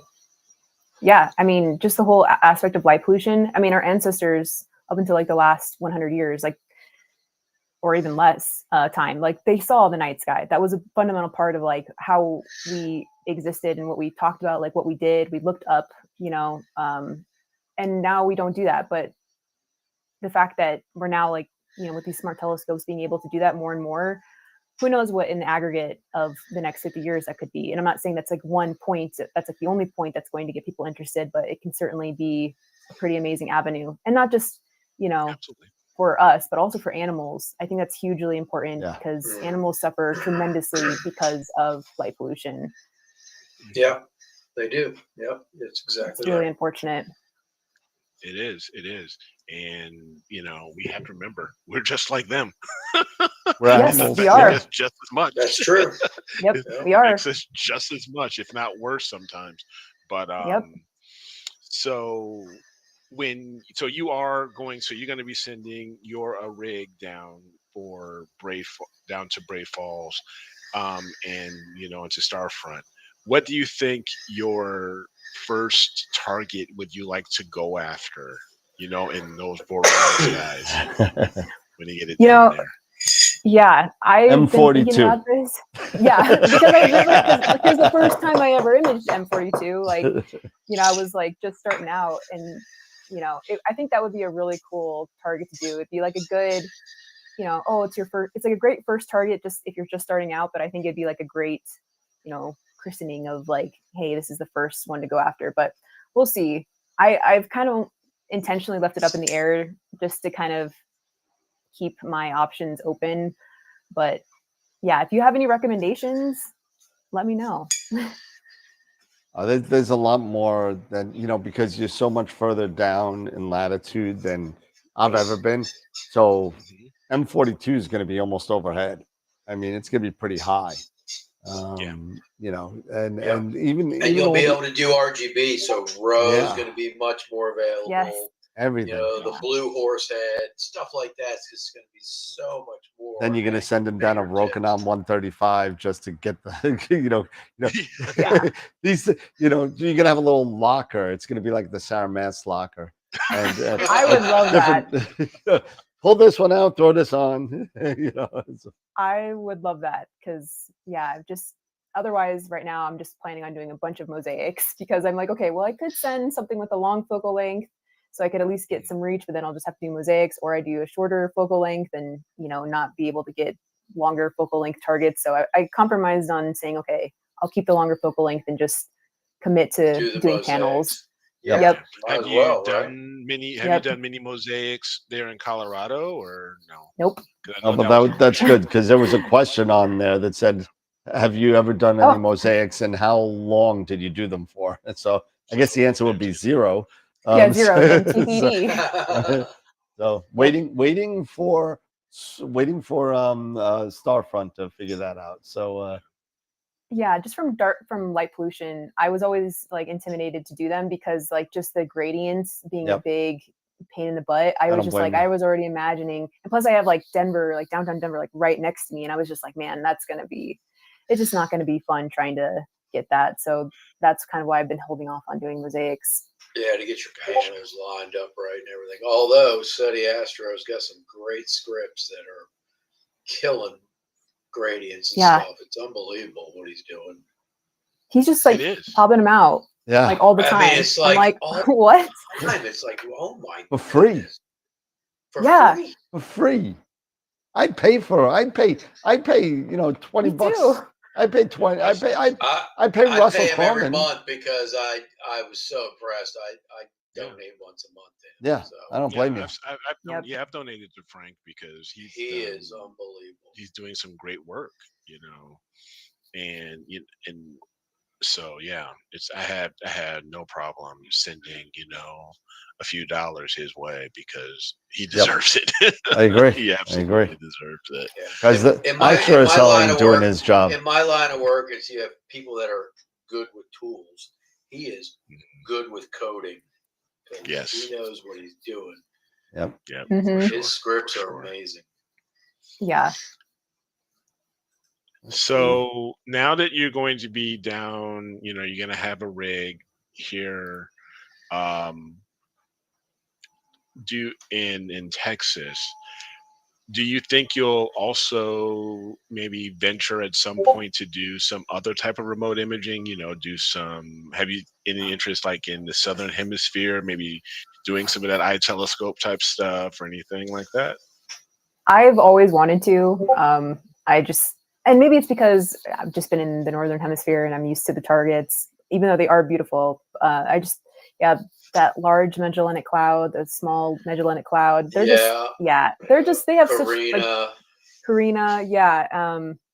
So I would love to either, somehow send one of my rigs down to this, Southern Hemisphere somehow, like either the Chile or Namibia or somewhere, or just move down there. Yeah. There you Just go. move down there. I just have to ask my husband that. But yeah, we're gonna be I think moving. he'd be You know okay what? with it. Just have him Yeah. take you on a nice long vacation. Yeah, Where you I hope can he's bring listening. some of your stuff with There you you and have go. plenty of time. Yeah. Gather some data. Well, I was able to garner a friendship with a friend of mine in Argentina through this channel. He's like, yeah, anytime you want to come down, don't worry about it. I got scopes, I got everything. You can stay and live with me. Oh man, that's a great Nice. friend. Wow. I mean, it's somebody who I met through Explore Scientific. He's like, yeah, Danielle, come on, we go, we drink, we stars, we do. Okay, no problem. I think we all need to get a big group and take a field trip down to Byron Bay. Oh, I think so too. I go. think so. I think Knock on Dylan's door. Yeah. Dude, we're here. Dylan. I feel like he'd be. I hope that he'd be stoked. I mean, he'd be like, okay, He would be I can stoked. imagine him. Yeah. If I texted him on Twitter, I'll be like, yo, Dylan, I'm coming down next month. You gonna hang out? He's like, oh man, yeah, definitely. He'd be in. He was supposed to be on Astropalooza again this year, and unfortunately he had stuff going on. But he was on last year, and he still hasn't let me live down a flub that I did in. I'm not letting you live that down either, bro. Yeah. So the background to the story was this: that Dylan was too busy. I told him, I said, Dylan, just tell me what you want on the PowerPoint. I'll set it up for you. Just tell me what you want. I set up the PowerPoint and I sent it to him. Day of the show comes along and he goes, I can't do his accent, so I'm not even going to try. But because it'll probably sound German. But he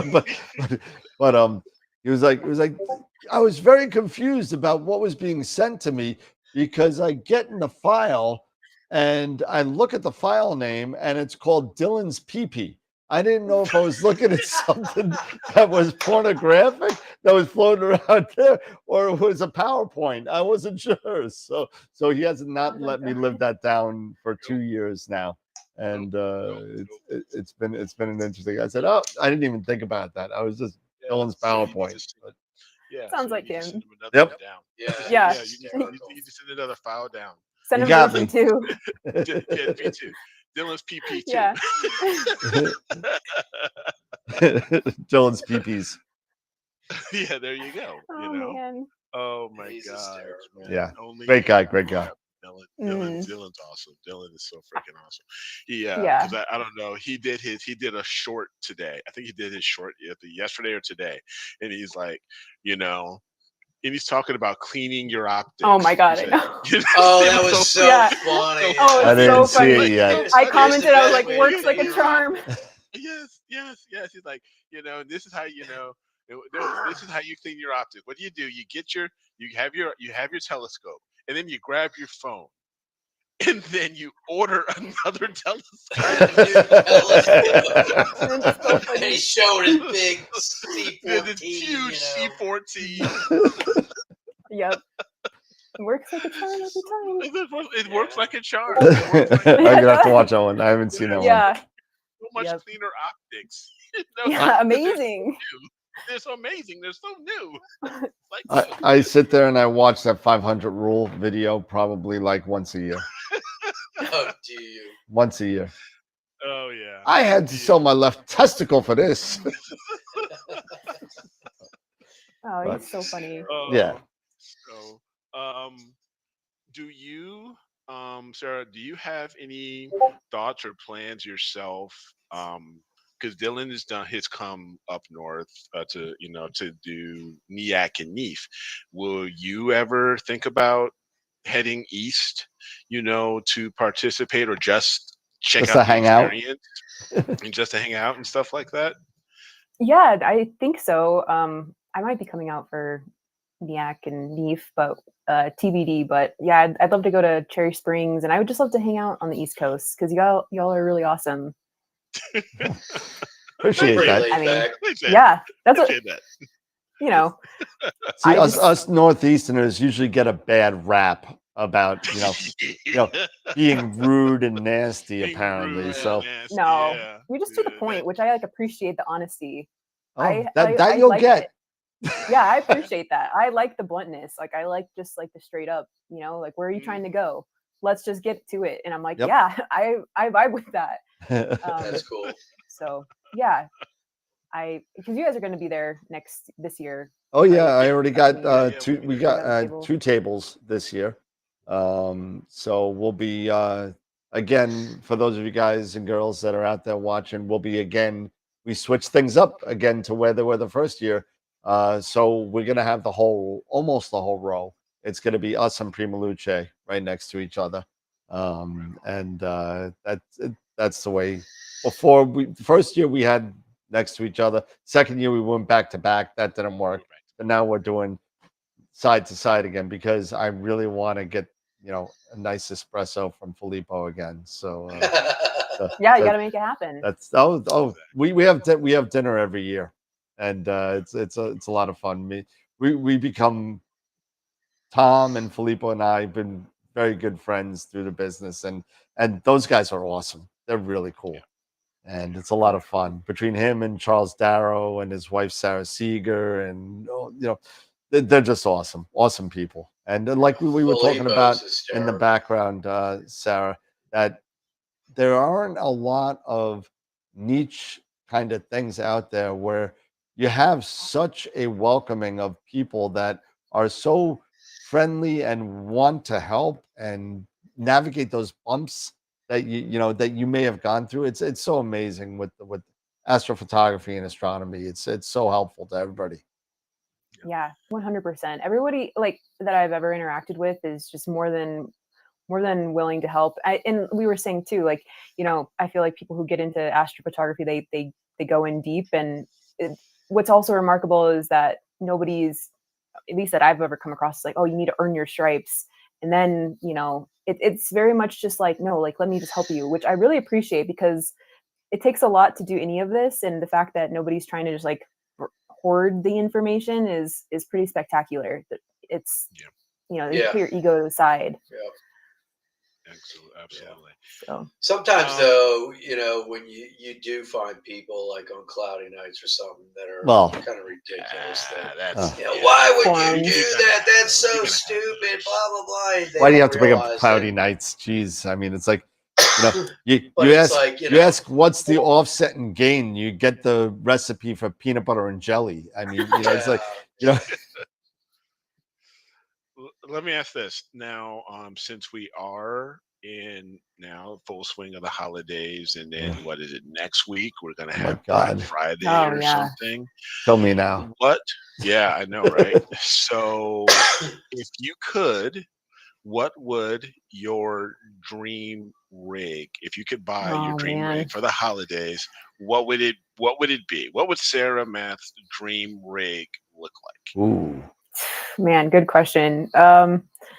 Probably like a Takahashi of some kind, or I mean, I hate to pull this card, but a Plan Wave, or just like some just like absolutely ridiculous like OTA with just a beautiful full frame and just some amazing filters. Just very narrow. yeah, I'm gonna have to go with something like with like a software bisque like mount with some just nice, high precision encoders.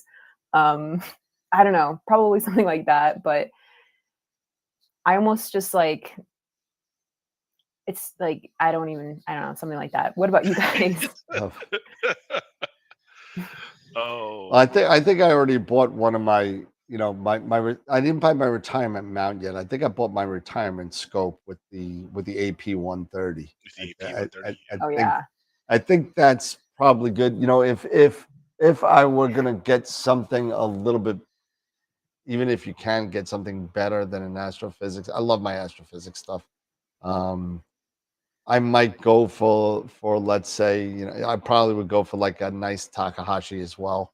They're sweet. I mean, they're Yeah. unbelievable. The only thing that cringes me about Takahashi is everything's like a millimeter off, so you got to buy everything Takahashi. I know. It just drives me nuts. But you know what? If you got the money, and we're not talking money, Takahashi is definitely the way to go. And then I think maybe like a nice, like the Mach 2 mounts. I would like. That would be nice. With the, with the nice, probably chroma 50 millimeter square filters on a full frame, something See, like that, something a little pretty crazy, nice. Yeah. Yeah, Really decadent. yeah. Very So decadent. way outside the pocketbook range, but it's okay. That's okay. Yeah. We're talking about dream scopes, so I mean that's kind of, and of course in a nice like roll off roof somewhere in a Portal 2 sky somewhere. Yeah. I don't want a Mhm. dome. I don't want an observatory. I don't want to have to worry about offsets. I just want to roll the top off and be done with it. And let it roll. Yeah, let it roll. Let it go. Let it go. Mhm. Absolutely. Absolutely. I would love to have it a roll off roof with two nice rigs on them. Yeah, I'm two not two sure. piers, absolutely. Two piers, and and have that roll off roof completely automated, like with rain and cloud sensors. Oh yeah, and like a Arduino bolt wood and and all throw that it on. stuff. Yeah, Yeah, forget it. all that I'll stuff. spend And $3,000 on a cloud monitor. Yeah, I'll do that. No problem. exactly, Yeah. Whatever. exactly, whatever. That's the setup. I mean, where it's all set, and if it feels one or two little drops of rain hitting it, it's shutting everything down. It closes up. It's funny that you say that, because when I was that's at Ron Breacher's house last summer and stayed over his house, and he's got the C14. He's shooting at F11, so he doesn't use a reducer. He doesn't do anything. He just shoots at native, and it was a crappy night to begin with. So what do? We start drinking some IPAs and just chilling out, whatever. And then all of a sudden, I hear boom, boom, boom, boom, boom, boom, boom, boom, boom, boom, boom, boom, boom. I'm like, what the hell is that? He's like, oh, that's my observatory opening. It's getting ready to image it cleared up. I'm like, what? What are you talking about? It's opening on its own. He's like, yeah, if it opens it, that he's like, I've got more data over the last 2 years after I've fully automated this roll off than I've ever gotten in the last 5, because it just opens and closes and does the schedule, and that's it. Robo imaging. Yeah. It's amazing. That's Ridiculous. awesome. It was ridiculous. Made no sense. It is. Yeah, I think a plane wave DR500 would be pretty nice. Well, yeah, There you go. that would be nice. There you go. I mean, going to NEAF and I've seen, I'm seeing, like the L350 or the L500, there at NEAF, and it's got the, it's got the it's got the CDK, like, I don't know, like the 17 or whatever it is. And 20, I mean, that's 24. Yeah, 24. And it's just rotating and moving around, and it's doing its thing. And I'm just like, I want one. Can I one of those? I think Magnificent. the DR500, just the optical tube alone. Yep. It's like I'd have to call $60,000. Robin and say, Robin, They're like I need an 60,000. increase on my allowance. Can I have an increase in my allowance? No. Lord. We just bought a house. What are you, crazy? We just bought a house. So Yeah. Sarah, The at this Flintstones, point, da-da-da-da-da-da, at this point, Sarah, charge you it. have to come to Neath now. I guess so. Yeah. No, You, I mean, you must come. There's no. my hands are tied, basically. Yep, bring the husband. Get in. Bring the You know, husband. telling Yeah, no, you, he'll love it. you'll have He's you'll so have a great great. time. It's so much fun. Even if you just do Neath, NEAC is great.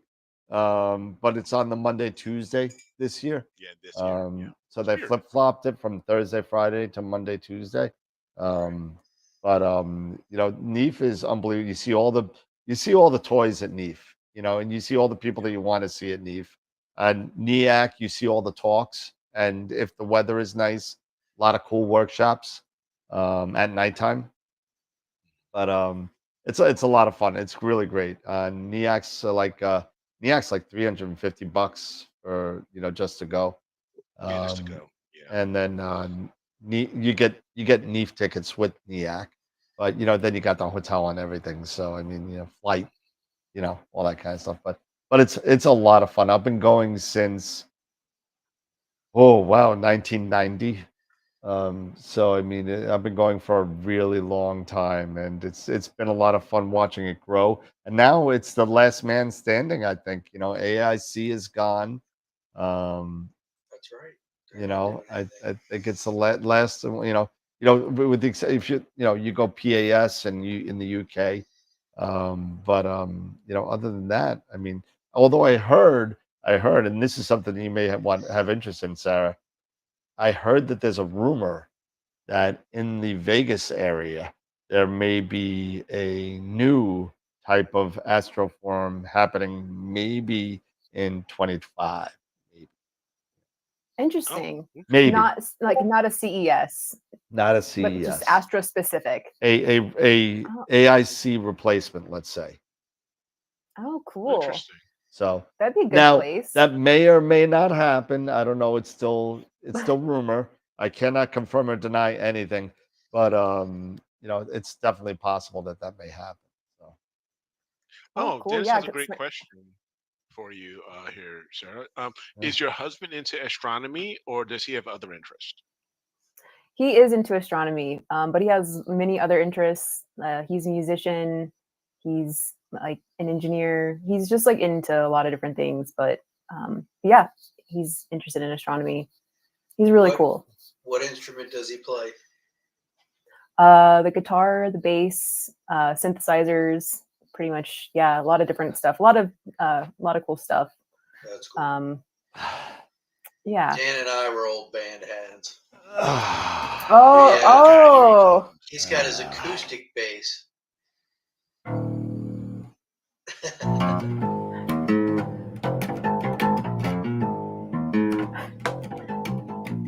Sorry. No, it's awesome. Dan, you gotta pull up the bass. You gotta play the beginning of Barry Miller. Oh, I don't even know it. Oh, you're not a bass player then. Oh, come on. Every bass player I've ever played with all knows. I used to know Night Court. I used to know Night Court. Don't. Yeah, there you It's go. funny because I played in the band for 13 plus years. Yeah. Yeah, no, you know what, and that's funny because with astronomy, there's a lot of correlation with music, and it's really interesting that a lot of people usually have some sort of music background or some sort of artistic background with them when it comes to astronomy. Part of and that side of astronomy. your brain. Yeah. I mean, heck, you got Dr. Brian May.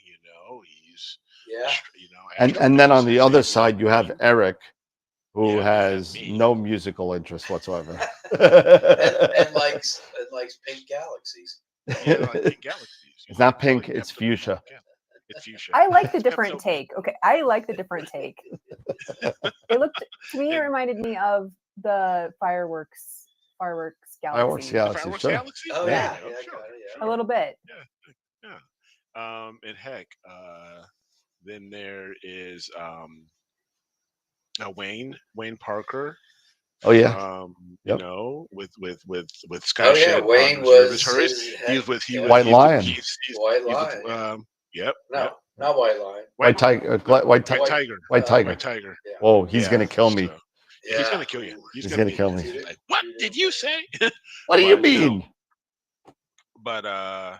But no, you're right. You know, there's such a correlation, you know, with people who are, you know, very artistic when it comes to music and stuff like that, as well as into astronomy and everything, because we all it's art as well, you know. So you have that artist prerogative of, you know, your rendition of this galaxy or that nebulae, or how you want to put it together and how you like it, and how you like it is how you like it. Mhm. Nobody else, Yep. you know, likes it. Who gives a crap? It's mine. Exactly. This is my nebula. There are many like it, but this one is mine. Exactly. Right. Exactly. Yeah. So, you know, hey. And in all seriousness, that is what we really preach on the show a lot. We do pictures of the week, pictures of the month, and we're going to be announcing the picture of the year on Astropalooza. And you know, they get a $300 award, which was donated by Sean Nielsen and AstroWorld Telescopes. And then, you know, and plus they get the cover of the AstroWorld calendar, which we put out every year with all the pictures of the month. And it's pretty cool. Not only has this expanded from you know, what is this, our 4th year of picture of the year, it's expanded now into another category. So now we've been getting the pictures have been getting so much better. We actually thought we were, you know, telling the novice people that you're never going to make it, you know. So we opened up a novice category as well. So for people that were new to the hobby, doesn't feel kind of restricted as far Yeah. as entering into To the keep them contest. from being intimidated. Yeah, from exactly. entering. So, you know, get even the new people to, hey, enter. We have a special, you know, section for you too, just to open it up and to then everybody. It gives them an opportunity. It gives them an opportunity to win some gear or win Win some something. You know, so they cash. can buy some cash, but they can buy some new gear to help them on their journey. Yeah, I think we have $900 worth of gift certificate awards that were either donated by members or AstroWorld Telescopes. AstroWorld Telescopes donated $300. Everything else was donated by the membership, and said, "Hey, I want to put this amount of money. I want to," and then we just divvied it up, and it turned out to be $900 plus, you know, other stuff that we're giving away. We're giving away about $3,000 worth of equipment and cash awards on Astropalooza. It's the biggest one we've ever done, so it's pretty wild. Yeah, that's really cool. Diane for Peace said Sarah is amazing. Oh, thanks, Diane. So again, everybody who's been asking about about the image of the week and stuff like that, picture of the year too, that in the picture of the year and everything, I will take some time tomorrow now, that I have a little bit extra time now. I will be working on that stuff and getting that stuff up. It's getting late. The website. So I know it's getting late, but I'll be working on that stuff tomorrow to at least get the image of the week for this week up and running, and then image of the year. We've got the last voting. Yeah, then we'll get the image of the year up and going, so everybody can be voting on that. So, yep, it's all coming very, very soon. Hopefully, I will be able to get, you know, compile. If I have the time tomorrow, I'll compile image of the year tomorrow as well. If not, it'll be when I return, and it'll be probably Saturday. Then it'll be up. Well, if you can't get it up tomorrow, let me know. I'm on vacation, so I got plenty of time. Okay, cool. All right.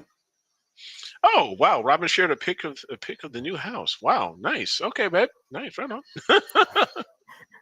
So, Gerald Ford said, "Great show tonight. Sarah was great. Got to punch out, work early. There you go. Appreciate it. I'm voting for Dave. He needs more stuff.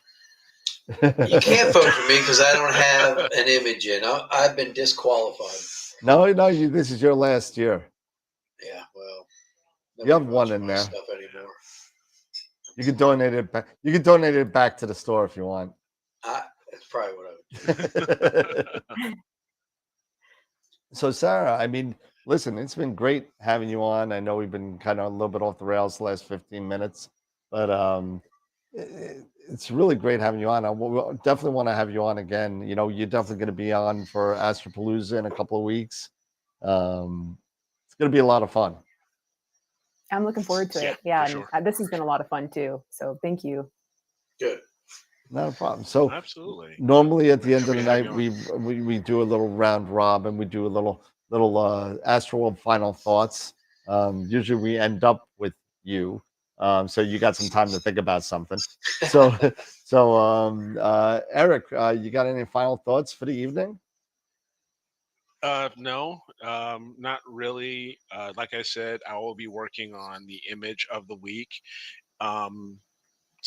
Tomorrow I'll get that going, and like I said, most likely I'll have the time, so I'll be able to knock out the image of the year, get that going. So be on the lookout for those, maybe by late tomorrow afternoon, to be up and running, so everybody can vote or do whatever and stuff like that. But again, thank you, Sarah, for hanging out with us, and it's been awesome. Thank you guys for your for all the kind thoughts, as far as me and this journey we've been having. So I'm glad that I'm glad it's the coming to an end. It's coming to an end. So yeah, that's pretty cool. But yeah, other than that, have a great show again as always. Thanks everybody for your continued support. Don't forget, before you leave, give us a thumbs up. And yeah, we will have a great rest of the week, and we'll catch you guys on Friday. Dave? Obviously, Eric, congratulations on finding a home. That's going to be really cool. Excited for you. I'm glad you're going to be in Portal 4, you asshole. Dog. But, we will live life vicariously through you for the next however many years. I'm Sarah, never getting out of New York, so it's going to be till I die. So thanks for coming on, Sarah. It's a pleasure meeting you. It's always nice to see new young faces in the hobby, and yours is a breath of fresh air. Keep up what you're doing. Keep putting those videos out. We really enjoy them. And anybody who's not following her, follow her on YouTube. She's got some really good information, and she does great critiques and videos and stuff like that. So other than that, hopefully everybody's getting clear skies. I'm not. So and do what you can. All right, Sarah, you're up. Any final thoughts? Yeah, no, I would just, again, thank you so much for having me, all three of you. It's been awesome just getting to know you all. I've been watching you guys over the years, so it's been, just really cool just to be on here. And also thank you all who attended and watched and who hung out in the chat. It's really cool to just be able to see you guys virtually in a way, and just really appreciate you guys showing up. I'm so grateful for this community and to be part of it, and just everyone has contributed in some way, so I'm super grateful and very much looking forward to Astropalooza. So yeah, thanks again. No, absolutely, and I could only echo Eric's and Dave's thoughts. Keep on doing what you're doing, Sarah. I've been watching your channel for a long time, and just like you've been watching ours, and it's a shame that it's taken this long to hook up. But I mean, hey, listen, it's great having you on, and you really are the future of this this lifestyle that we do. So I mean, me and Dave are getting old. I don't know about Eric, but I mean, we're getting old. So hopefully that the mounts keep on getting smaller, so by the time I'm 70 I could still carry my 130 up to it. So But we're not as old as Pete yet. not as old. No, Pete is definitely it's got 20 years on both of us. So, but it's really great having you on, Sarah. We will definitely watch your channel, and like they said, Sarah Math Astro on YouTube. Go check it out. If you're not subscribed, go subscribe and check it out. It's really an informative channel, and it's really wonderful. So definitely go check it out. And also check us out again on the 7th, where we will be at Astropalooza. We have from 2 to 10-ish, 8 hours straight of Astro content. So it's going to be pretty amazing again. And Eric's super happy because the Army Navy game isn't on the day of right. Astropalooza this That's time. right. For the first time, Astropalooza 3. Who thought we were going to do 3 of these? After the first one, we thought we were all going to jump off a cliff. Sure. But we're doing it. We're doing a third one. As a matter of fact, Eric, and Dave, I'm going to need you guys' help testing the software, so we don't have the flubs that we had tonight. Well, we can do it. We usually do it every year, and it turns out okay. But again, Sarah, thank you so much for hanging in there. If you wanna hang out after the credits go on, the green screen is still open if you want to chat for a little bit. If not, that's fine.